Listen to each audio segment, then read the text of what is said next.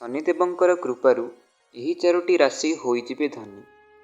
ଯଦି ଆପଣମାନଙ୍କ ମଧ୍ୟରୁ କାହାର ଆର୍ଥିକ ସମସ୍ୟା ଥିଲା ବା ସେମାନେ ଅଧିକ ଦିନ ଧରି ଆର୍ଥିକ ସମସ୍ୟାରେ ରହୁଥିଲେ ଏବଂ ଯାହା ବି କିଛି କାର୍ଯ୍ୟ କରିବାକୁ ଚାହୁଁଥିଲେ କେବଳ ପଇସା କାରଣରୁ ସେ ସବୁ କାର୍ଯ୍ୟ ଅଟକି ଯାଉଥିଲା ଏବଂ ସେ ସବୁ କାର୍ଯ୍ୟ କରିପାରୁନଥିଲେ, ତେବେ ଆପଣମାନଙ୍କୁ ଆଉ ଚିନ୍ତା କରିବାର ଆବଶ୍ୟକତା ନାହିଁ। ଏହି ଭିଡ଼ିଓରେ ଜାଣିବେ ଯେ କ'ଣ ସେହି ସବୁ ରାଶି ଯେଉଁମାନେ କି ଯଦି ଆପଣମାନଙ୍କ ମଧ୍ୟରୁ ସେହି ରାଶି ଆପଣ ଅଟନ୍ତି ତେବେ ଆପଣଙ୍କ ଜୀବନରେ ଆର୍ଥିକ ସମସ୍ୟା ବିଲକୁଲ ବି ରହିବ ନାହିଁ। ଶାରୀରିକ ସମସ୍ୟା କିମ୍ବା ଆପଣ ଯଦି ବିବାହ ହୋଇପାରୁନଥିଲା, ଯଦି ଚାକିରି ହୋଇପାରୁନଥିଲା ଏବଂ ଅନେକ କିଛି ସମସ୍ୟାରେ ଯଦି ଆପଣ ସମ୍ମୁଖୀନ ହେଉଥିଲେ, ଯଦି ଆପଣ ଉନ୍ନତି କରିପାରୁନଥିଲେ ଏବଂ ଅନେକ କାର୍ଯ୍ୟରେ ଆପଣ ଅଟକି ଯାଇଥିଲେ, ତେବେ ସେହି ସବୁକିଛି ବର୍ତ୍ତମାନ ଠାରୁ ଦୂର ହୋଇଯିବ। ନମସ୍କାର ଦର୍ଶକ ବନ୍ଧୁ, ଆଜିର ଏହି ଭିଡ଼ିଓରେ ଆମେ ଜାଣିବା ଯେ ଶନିଦେବଙ୍କର କୃପାରୁ କେଉଁ ଚାରୋଟି ରାଶି ଖୁବ୍ ଶୀଘ୍ର ଧନବାନ ହେବା ପାଇଁ ଯାଉଛନ୍ତି, ଲାଭବାନ ହେବା ପାଇଁ ଯାଉଛନ୍ତି ଏବଂ ଆପଣମାନଙ୍କ ମଧ୍ୟରୁ ସେହି ଚାରୋଟି ରାଶି ଯେଉଁମାନେ କି ଲାଭବାନ ହୋଇପାରିବେ ବା ନିଜ ଜୀବନରେ କିଛିଟା ଉନ୍ନତି କରିପାରିବେ ଖୁବ୍ ଶୀଘ୍ର। ତେବେ ବନ୍ଧୁମାନେ, ଡେରି ନକରି ଏହି ଭିଡ଼ିଓଟିକୁ ଆପଣ ନିଶ୍ଚିତ ଭାବରେ ଗୋଟେ ଲାଇକ୍ କରନ୍ତୁ ଏବଂ ଶ୍ରଦ୍ଧାର ସହକାରେ ଭକ୍ତିର ସହକାରେ ଜୟ ଶନିଦେବ କମେଣ୍ଟଟିଏ କରି ରଖନ୍ତୁ। ତେବେ ଚାଲନ୍ତୁ ବନ୍ଧୁଗଣ, ଆମେ ଜାଣିବା ଯେ କ'ଣ ସେହି ସବୁ ରାଶି ଯେଉଁମାନଙ୍କୁ ଏହି ଶନିଦଶା ଦୂର ହୋଇସାରିଛି ଏବଂ ଏହି ଚାରୋଟି ରାଶିର ବ୍ୟକ୍ତିବିଶେଷମାନେ ଆଗାମୀ ଆସୁଥିବା ସମୟରେ ଖୁବ୍ ଭଲ କରିପାରିବେ। ନିଜ ଜୀବନରେ ଯାହା ବି କିଛି ମନୋବାଞ୍ଛା ସେମାନଙ୍କର ଅନେକ ଦିନରୁ ଥିଲା, ସେ ସବୁଗୁଡ଼ିକ ଅଳ୍ପ କିଛି ଦିନ ମଧ୍ୟରେ ପୂରଣ ହେବାକୁ ଲାଗିବ। ତେବେ ବନ୍ଧୁମାନେ, ନମ୍ବର 1ରେ ଯେଉଁ ରାଶି ରହୁଛି ତାହା ହେଉଛି ସିଂହ ରାଶି।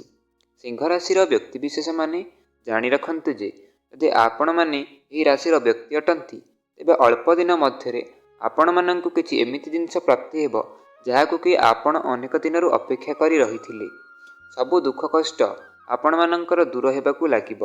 ଯେଉଁ ବି କିଛି କାର୍ଯ୍ୟ ଆପଣ ଅନେକ ଦିନରୁ କରିବାକୁ ଚାହୁଁଥିଲେ, ସେ କାର୍ଯ୍ୟରେ ଆପଣ ବାରମ୍ବାର ବିଫଳ ହେଉଥିଲେ ଏବଂ ସେ କାର୍ଯ୍ୟଟି ହୋଇପାରୁନଥିଲା।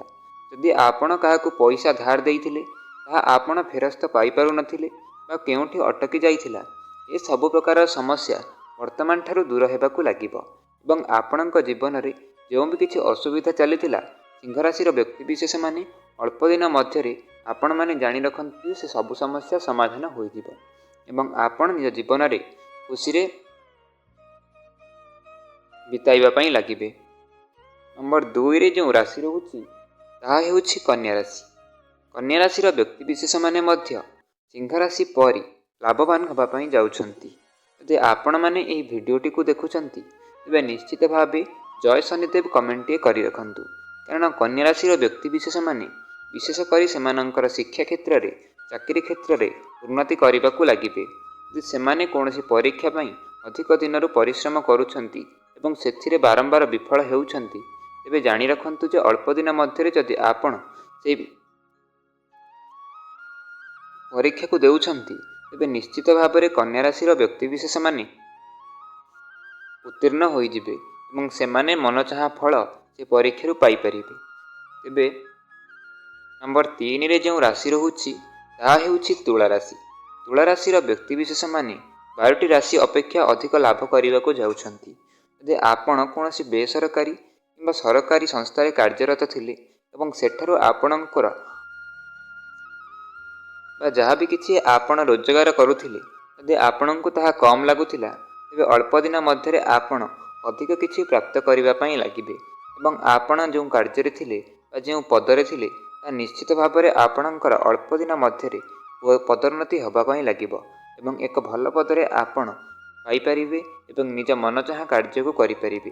ଯଦି ଆପଣ ନିଜ କାର୍ଯ୍ୟକୁ ନେଇ ଚିନ୍ତାରେ ରହୁଥିଲେ ଏବଂ ଏମିତି କିଛି କାର୍ଯ୍ୟ ଯାହା ଆପଣଙ୍କୁ ଚିନ୍ତା ପହଞ୍ଚାଉଥିଲା ଏବଂ ଆପଣ ନିଜ ଦୈନନ୍ଦିନ ଜୀବନରେ ଖୁସି ପାଇପାରୁନଥିଲେ, ତେବେ ନିଶ୍ଚିତ ଭାବରେ ତୁଳା ରାଶିର ବ୍ୟକ୍ତିବିଶେଷମାନେ ଖୁବ୍ କମ୍ ଦିନ ମଧ୍ୟରେ ସେ ସବୁ ସମସ୍ୟାରୁ ଦୂର ହୋଇଯିବେ ଏବଂ ଶାରୀରିକ ସମସ୍ୟା ଯଦି ଆପଣଙ୍କର ରହୁଥିଲା ତେବେ ଚିନ୍ତା କରିବାର କୌଣସି କାରଣ ନାହିଁ। ଖୁବ୍ ଅଳ୍ପ ଦିନ ମଧ୍ୟରେ ହିଁ ସେ ସବୁ ସମସ୍ୟା ଆପଣଙ୍କର ଦୂର ହୋଇଯିବ। ଶନିଦେବଙ୍କର କୃପାରୁ ନିଶ୍ଚିତ ଭାବେ ଆପଣମାନେ ଲାଭବାନ ହୋଇପାରିବେ ବା ଆପଣଙ୍କ ଜୀବନରେ ଚାଲିଥିବା ସବୁ ଦୁଃଖ କଷ୍ଟ ଦୂର ହୋଇପାରିବ। ନମ୍ବର 4ରେ ଯେଉଁ ରାଶି ରହୁଛି ତାହା ହେଉଛି ମକର ରାଶି। ମକର ରାଶି ବ୍ୟକ୍ତିବିଶେଷମାନେ ପୂର୍ବ 3ଟି ରାଶି ପରି ସେମାନେ ନିଜ ଜୀବନରେ ଲାଭବାନ ହେବା ପାଇଁ ଲାଗିବେ। ଏବଂ ଯଦି ଆପଣ ଉନ୍ନତିର କଥା କହିବେ ତେବେ ନିଶ୍ଚିତ ଭାବରେ ମକର ରାଶିର ବ୍ୟକ୍ତିବିଶେଷମାନେ ମଧ୍ୟ ପୂର୍ବ 3ଟି ରାଶି ଭଳି ନିଜ ଜୀବନରେ ଲାଭ କରିବା ପାଇଁ ଯାଉଛନ୍ତି। ବିଶେଷ କରି ସେମାନେ ଯଦି ଘରଠାରୁ କୌଣସି ଦୂର ସ୍ଥାନରେ ରହୁଛନ୍ତି ତେବେ ସାମାନ୍ୟ ସତର୍କ ହୋଇ ଚଳିବାର ଆବଶ୍ୟକତା ଅଛି।